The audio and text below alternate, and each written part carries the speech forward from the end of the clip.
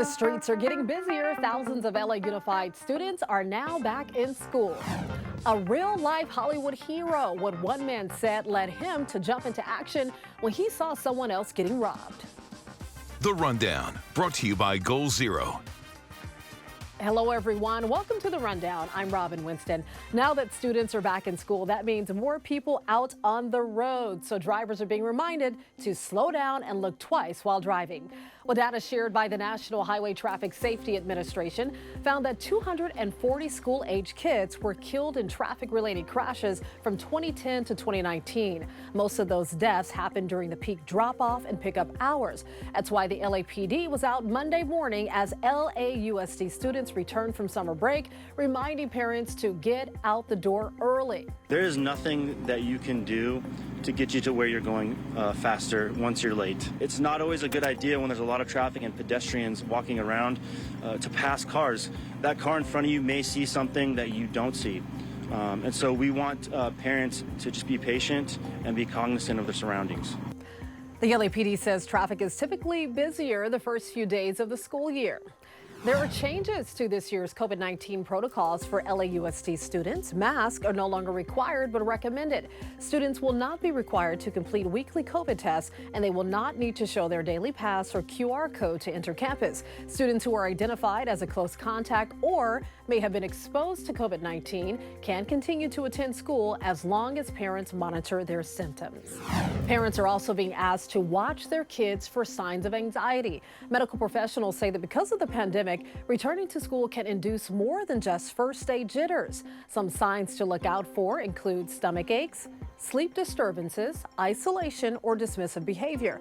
The best way to combat anxiety is create a stable environment. Talk about their day so they feel supported. They feel like their problems are being listened to. Having some sort of a predictability, at least in their home life, setting up regular schedules for their sleep and nutrition.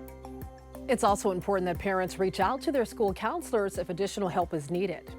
The World Health Organization plans to rename monkeypox. The decision came after critics raised concerns, saying the name could be derogatory or have racist connotations. The WHO will hold a forum to come up with the new name. Anyone can submit a suggestion on the World Health Organization's website.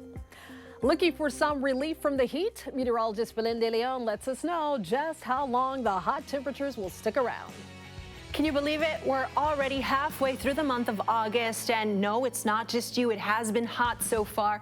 When we took a look at the month, most of our temperatures have been above normal for this time of year. Last week, temperatures in the upper 80s and low 90s when the average around this time of year is 83. Well, hot temperatures continue. We have a heat advisory in effect through Wednesday evening for the Inland Empire, where highs are expected to be between 97 to 104. Drink plenty of water and stay hydrated because we're locked into this hot weather pattern for the rest of the week.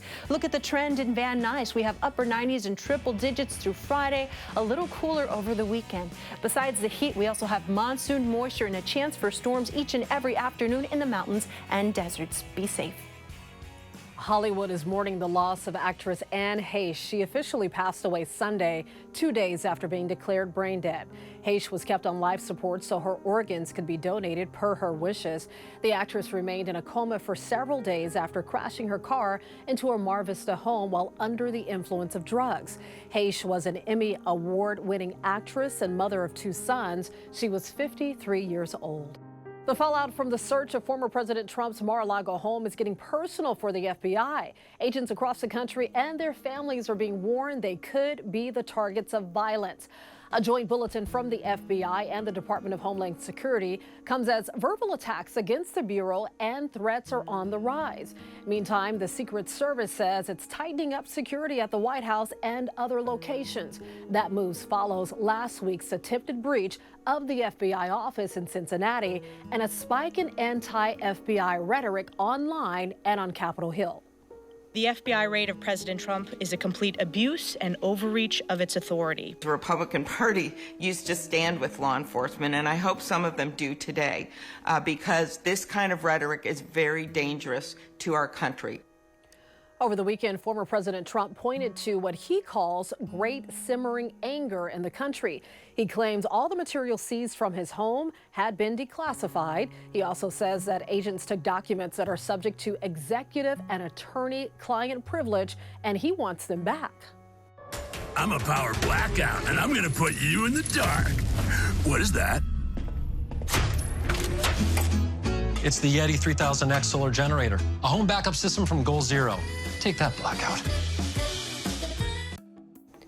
Brittany Griner's legal team has filed an appeal of her conviction in Russia for drug possession and trafficking. The WNBA star was sentenced to 9 years in Russian prison after she was found with cannabis-infused vape cartridges in her luggage. That happened at an airport in Moscow back in February. Griner pleaded guilty to the charges, but says she made an honest mistake. The U.S. government considers Griner to be wrongfully detained and is offering a prisoner swap involving a Russian arms dealer. A Good Samaritan jumped right into action to help a man attacked at a Hollywood restaurant. Video shows a man walk up to a customer at this restaurant and punch him in the face. Witnesses say that he also took his phone and wallet, then tried to run away. But the man who owns the restaurant next door saw the whole thing and chased him down. He held him until police arrived and tells us he acted on pure instinct. I started running off after him, and we made it around the corner. He saw I was coming after him. He hit me in the face a little bit right here, and I tackled him after that and just held him there until the police got here. My girlfriend was here helping me out because he was trying to bite me, so she was there, trying to help out a little bit too. And it's wrong, and it seems to happen way too much lately, and we just got tired of it. The customer who was attacked is recovering. The suspect was sent to jail on aggravated assault and robbery charges. You think with the summer heat, people would try to stay cool at movie theaters, but it looks like the box office is slowing down. Bullet Train took the weekend's top spot, but with just $13 million. The movie starring Brad Pitt finished #1 for the second straight week. Some older releases are still holding strong at the theaters. Top Gun Maverick was second, taking in $7 million over the weekend.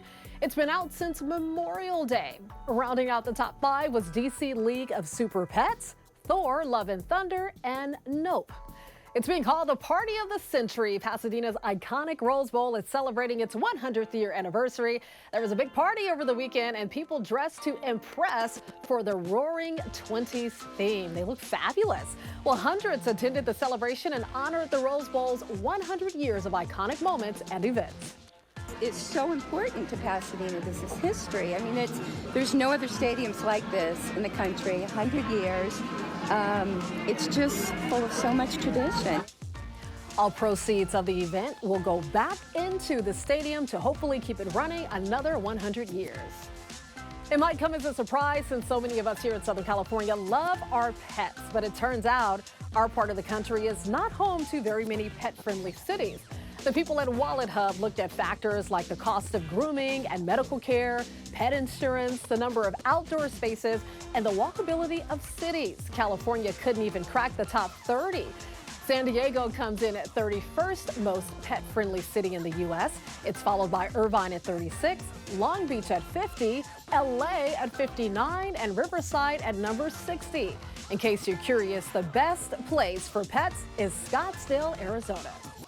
And just a little reminder for you, NBC4's annual Clear the Shelters campaign is in full swing. We're teaming up with our sister station, Telemundo 52, to help local animal shelters find homes for dozens of pets. So if you'd like to adopt or donate, all you have to do is scan that little QR code right there on your screen. You can also visit us at NBCLA.com or our NBCLA mobile app and search Clear the Shelters. You can always get news and weather updates on the NBCLA app and on our website, NBCLA.com. And be sure to tune into Today in LA on weekdays, 4 to 7 a.m. I'll be here helping you get around with the traffic reports throughout your morning commute. I'll see you next time on The Rundown.